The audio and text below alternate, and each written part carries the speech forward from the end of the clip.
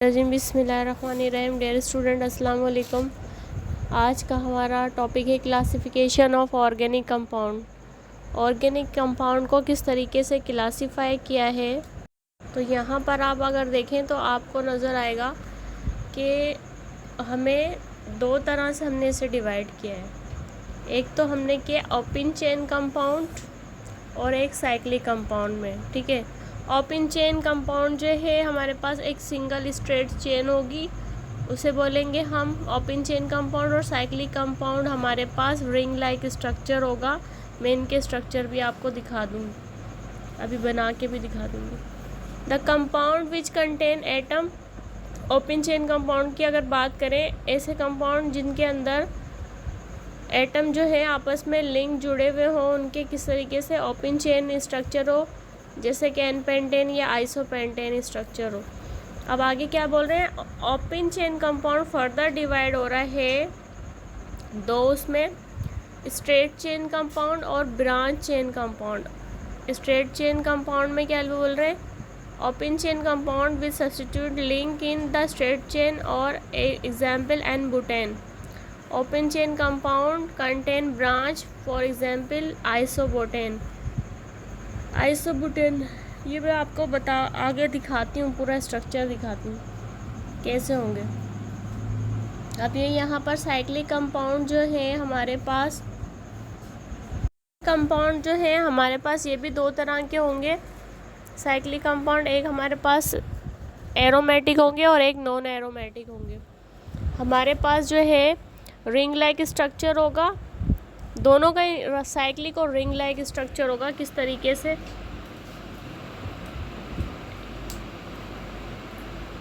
इस तरह ring like structure हो सकता है, ऐसे भी हो सकता है, ठीक है, स्क्वायर शेप में भी हो सकता है।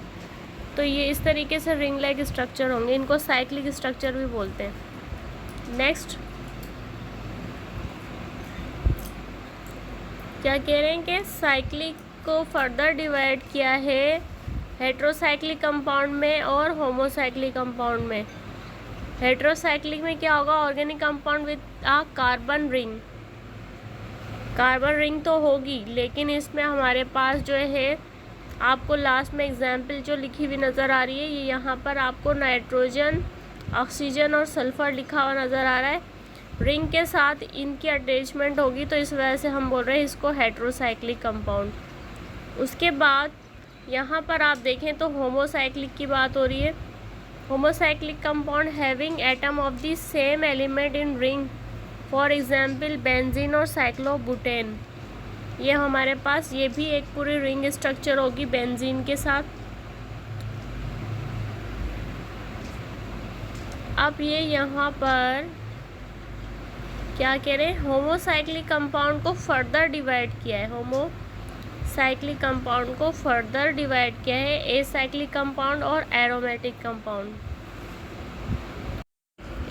एसाइक्लिक कंपाउंड ऐसे कंपाउंड जिसमें बेंजीन रिंग नहीं होगी, जैसे कि साइक्लोबुटेन। मैंने अभी आपको रेक्टेंगल शेप और स्क्वायर शेप बना के दिखाई थी, जैसे 6 हेक्सागोन की एग्जाम्पल होती है, हेक्सागोन स्ट्रक्चर। इस तरीके से अभी आगे पूरी रिंग स्ट्रक्चर भी दिखा दूंगी। आगे क्या कह रहे हैं, एरोमेटिक कंपाउंड कौन से, aromatic compound the compound which have benzene ring which with 6 carbon atom, for example benzene और नेप्थिलीन, ठीक है। यहाँ पर हमारे पास वही बात के कार्बन के हमारे 6 कार्बन का स्ट्रक्चर होगा, बेंजीन रिंग कहलाता है वो, उसको हम यहाँ पर आप देखें तो आपको ये पूरा स्ट्रक्चर नज़र आ रहा है। अब ये यहाँ पर इजीली आप अंडरस्टैंड कर सकते हैं। यहाँ पर आप देखें तो आपको ऑर्गेनिक कंपाउंड जो है ओपन चेन और क्लोज चेन में नज़र आएगा। ओपन चेन अभी हम वहाँ पहले भी डिस्कस करके आ चुके हैं कि ओपन चेन क्या होगी। ओपन चेन होगी, ओपन चेन को स्ट्रेट चेन भी कहेंगे। और ब्रांच चेन कैसे होगी, ओपन चेन में आप देखें ये सिंगल स्ट्रक्चर नज़र आ रहा है इस तरीके से। यहाँ पर कार्बन और हाइड्रोजन का स्ट्रक्चर नज़र आ रहा है इस तरीके से। हमारे पास कार्बन और हाइड्रोजन कितने भी हो सकते हैं, पूरी एक स्ट्रेट चेन होगी लाइक दिस। जैसे यहाँ पर आपको 1 2 ये 3 एग्जाम्पल दिखाई दे रही है, इनको ओपन चेन बोलेंगे, सही, इनको ओपन चेन स्ट्रक्चर बोलेंगे। इसके बाद अगर आप बात करें दूसरी ब्रांच चेन की, तो ब्रांच चेन हम क्यों बोलेंगे, जिस तरीके से आपको ये यहाँ पर एक स्ट्रेट चेन नज़र आ रही है, जैसे ये स्ट्रेट चेन है, तो स्ट्रेट चेन के साथ ही आपको एक सेपरेटेड स्ट्रक्चर नज़र आए, सेपरेटेड ब्रांच लगा दी जाए, तो उसको आप बोलोगे ब्रांच चेन। जैसे आपको पता है ट्रीज़ होती हैं, तो ट्रीज़ के जो हैं बहुत सारी ब्रांचेस होती हैं इस तरीके से। तो अब यहाँ पर आप देखें, यहाँ पर इसके बाद ये तो हमने पढ़ लिया open chain structure. Open chain structure याद रखिएगा, स्ट्रेट चेन और ब्रांच चेन उसमें आएंगे ओपन चेन में। अब आप बात करें क्लोज चेन की, तो क्लोज चेन हम रिंग लाइक स्ट्रक्चर को कहते हैं। रिंग लाइक स्ट्रक्चर हमारे पास जो है इस तरीके से, मैं बताती हूँ, एक मिनट, ये ऐसे यहाँ पर भी कार्बन अटैच कर दिए, यहाँ पर भी और यहाँ पर भी इस तरीके से आपने कार्बन अटैच कर दिए। ये आपको 6 कार्बन नज़र आ रहे हैं, ठीक है। इस तरीके से पूरे 6 कार्बन का स्ट्रक्चर बनता है, जिसको हम कहते हैं साइक्लिक स्ट्रक्चर। अब ये तो हमारे पास जो होगा वो किस में होगा, क्लोज चेन स्ट्रक्चर में। इसी तरीके से हमारे पास एक क्लोज चेन स्ट्रक्चर जो है हम ऐसे भी बना सकते हैं, लाइक सपोज आपने एक स्क्वायर शेप बनाई, तो यहाँ पर आपके पास ये स्क्वायर शेप में चारों तरफ कार्बन मौजूद हैं, ठीक है, इसको बुटेन बोलेंगे। तो ये इस तरीके से स्ट्रक्चर हो सकता है, कोई भी हो सकता है, ज़रूरी नहीं यही हो। तो हम बताने का मकसद ये था कि हमारे पास जो है रिंग लाइक स्ट्रक्चर जो बात कर रहे हैं कि क्लोज चेन स्ट्रक्चर जो होगा वो रिंग लाइक स्ट्रक्चर होगा, रिंग लाइक स्ट्रक्चर होगा। और इसी रिंग लाइक स्ट्रक्चर को ही आप क्या बोलेंगे, साइक्लिक कंपाउंड भी बोलेंगे। अब इनको साइक्लिक कंपाउंड बोलते हैं। तो यहाँ पर हमने क्लोज चेन को 2 हिस्सों में डिवाइड किया। 2 हिस्सों में कैसे डिवाइड किया, होमोसाइक्लिक और हेट्रोसाइक्लिक कंपाउंड। होमो में आपके पास सेम स्ट्रक्चर होंगे और हेट्रो में डिफरेंट स्ट्रक्चर होंगे।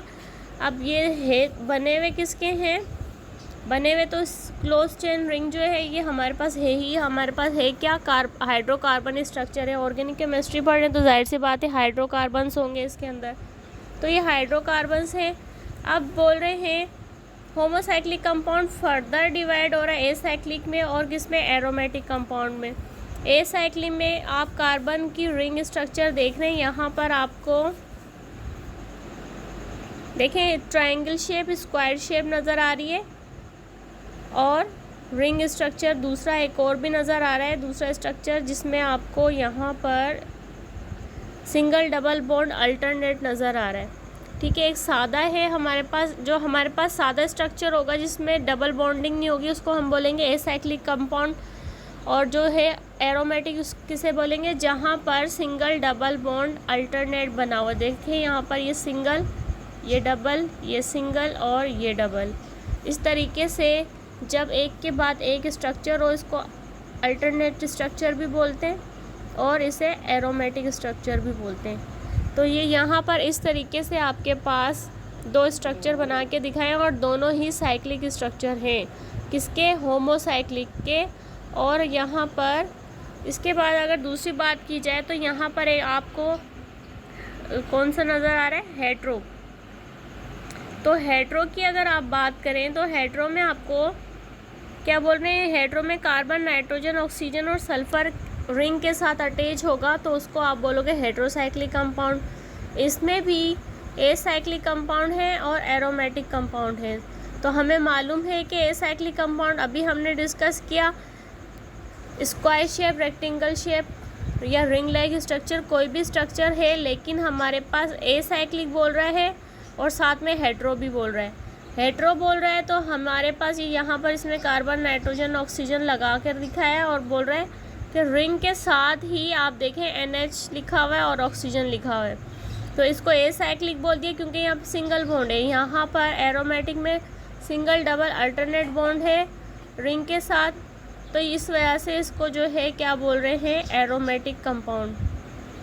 अच्छा, एक चीज़ और यहाँ पर ये भी है कि ये जो आपके पास साइक्लिक स्ट्रक्चर जो दिखा रहे हैं ना, इस साइक्लिक स्ट्रक्चर को नॉन बेंजोइड स्ट्रक्चर भी बोलते हैं। क्या बोलते हैं? नॉन बेंजोइड स्ट्रक्चर, क्योंकि यहाँ पर इसके अंदर आप देख रहे हैं बेंजीन रिंग तो है ही नहीं। स्क्वायर रेक्टेंगल शेप इस तरीके से शेप बनी हुई है। बेंजीन में हमारे पास सिंगल डबल अल्टरनेट बॉन्ड होता है, लेकिन एसाइक्लिक में जो है हमारे पास सिंगल डबल अल्टरनेट बॉन्ड भी नहीं है, तो इसको नॉन बेंजोइड भी कहते हैं।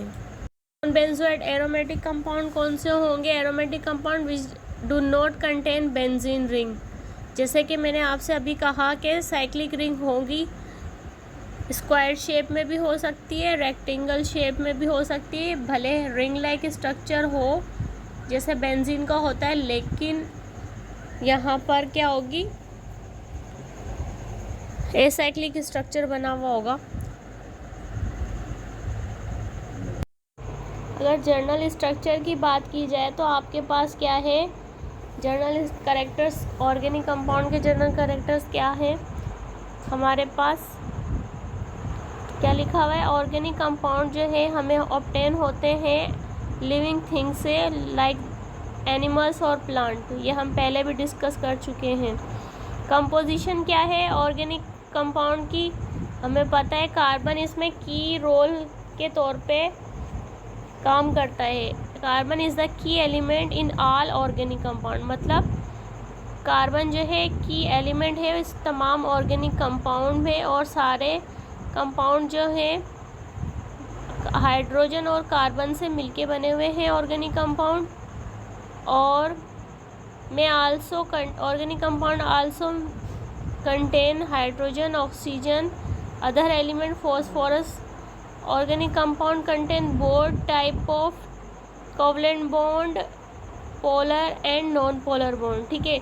अच्छा, ये चीज़ और याद रखिएगा कि पोलर और नॉन पोलर बॉन्ड भी बनेंगे इसके अंदर, और कोवलेंट बॉन्ड बनता है। ऑर्गेनिक कंपाउंड में ज़्यादातर कोवलेंट बॉन्ड ही होते हैं। इसके बाद अगर सोल्यूबिलिटी की बात की जाए तो लाइक डिज़ोल्व लाइक सोल्यूबिलिटी होती है, और ये यहाँ पर क्या कह रहे हैं कि ये इनसोल्यूबल होता है वाटर में। ऑर्गेनिक कंपाउंड वाटर में इनसोल्यूबल होते हैं, but soluble in organic solvent. Organic compound जो है आप सपोज़ करें वाटर के अंदर अगर आप ऑयल डालेंगे तो वो उसके अंदर सोल्यूबल नहीं होगा, क्योंकि दोनों की नेचर डिफरेंट है। अब यहाँ पर इसी तरह ऑयल में ऑयल मिलाएंगे तो वो ऑर्गेनिक कंपाउंड है, दोनों इजीली डिज़ोल्व हो जाएंगे। नॉन पोलर ऑर्गेनिक कंपाउंड जो है सोल्यूबल होता है बेंजीन के अंदर, कार्बन डाइसल्फाइड, और non polar compound are soluble in alcohol. Non polar compound जो है and polar compounds are soluble in alcohol. अच्छा, पोलर कंपाउंड जो है अल्कोहल में सोल्यूबल है, और नॉन पोलर कंपाउंड जो है बेंजीन के अंदर और कार्बन डाइसल्फाइड। मेल्टिंग और बॉइलिंग पॉइंट जो होगा इनका, S covalent bond is weaker then ionic bond, क्योंकि ये कोवलेंट बॉन्डिंग करते हैं तो इस वजह से इसकी वीक होती है। मेल्टिंग और boiling point, organic compound have lower melting and boiling point. ठीक है, इनका मेल्टिंग और बॉइलिंग पॉइंट लो होगा। Rate of reactivity organic compound की कैसी होगी? स्लो होगी। जाहिर सी बात है, जब इसका मेल्टिंग और बॉइलिंग पॉइंट जो है कम है तो रिएक्टिविटी भी इसकी स्लो होगी। इलेक्ट्रिकल कंडक्टिविटी इसकी क्या होगी? Organic compound are non conductor of electricity because consist of covalent molecule. जाहिर सी बात है, हमारे पास जो है क्या कहते हैं, गुड कंडक्टर ऑफ इलेक्ट्रिसिटी की बात कर रहे हैं तो गुड कंडक्टर तो हमारे पास आयंस वाली चीज़ होंगी, तो आयनिक कंपाउंड हमारे पास जो होते हैं गुड कंडक्टर होते हैं, और कोवलेंट कंपाउंड जो होते हैं वो नॉन कंडक्टर होते हैं, तो इसलिए ये नॉन कंडक्टर है। कंबस्शन की बात की जाए तो तमाम ऑर्गेनिक कंपाउंड जो है जलते हैं इन एयर के अंदर due to high percentage of carbon. Common product जो है प्रोड्यूस होती है इसकी तमाम गैस के अंदर, और कार्बन डाइऑक्साइड बनाती है।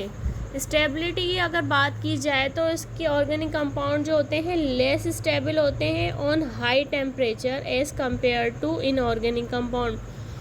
मतलब ऑर्गेनिक कंपाउंड कम स्टेबल होते हैं जब इनको हाई टेम्परेचर मिलता है। जाहिर सी बात है हाई टेम्परेचर मिलेगा, और वैसे भी ये वीक होते हैं, लो इसका स्लोप रिएक्टिविटी रेट भी स्लो है, तो इस हिसाब से अगर देखें तो इसकी स्टेबिलिटी भी स्लो है, लेस है। तो ये था हमारा टॉपिक। Thanks for watching.